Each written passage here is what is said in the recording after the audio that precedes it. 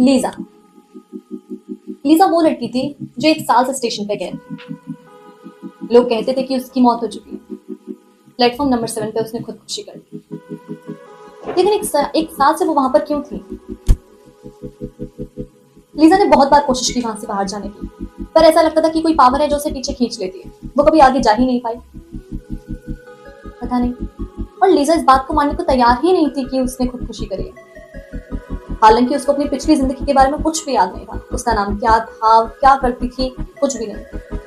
1 साल से वो स्टेशन पे कैद हो चुकी थी।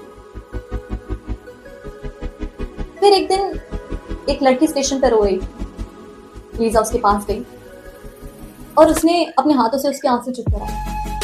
और जैसे ही उसने ये किया, हालांकि उस लड़की ने महसूस नहीं किया, पर लीजा ने जैसे ही उसका हाथ उन आंसू से टच हुआ, अचानक से एक फोर्स, एक पावर लीजा के अंदर आ गया। पर लीजा ने उसे नजरअंदाज कर दिया। फिर लीजा जैसे ही पीछे की तरफ देखती है तो उसे याद आने लगता है कि उसका नाम लीजा था। धीरे धीरे उसे कुछ कुछ चीजें याद आती है कि उसका नाम लीजा था, उसके पेरेंट्स थे, उसका फियांसे था। लीजा जैसे कुछ कदम आगे बढ़ती है, वो देखती है कि कुछ पुलिस ऑफिसर्स, उसके पेरेंट्स और उसका फियांसे वहां पर खड़ा हुआ है। वो उनके पास जाती है, तो सारी बातें सुनती है कि उसके पेरेंट्स कैसे उन ऑफिसर से बोलते हैं कि हमारी बेटी को ढूंढिए। फिर उसका बॉयफ्रेंड, उसका फियांसे स्टेशन छोड़ के जाने लगता है। लीजा उसको फॉलो करने लगती है और अचानक से वो देखती है कि वो स्टेशन से बाहर जा पा रही है। वो देखती है कि जो 1 साल से लीजा कैद थी, वो अचानक से स्टेशन से बाहर कदम रख पा रही है। फिर क्या था?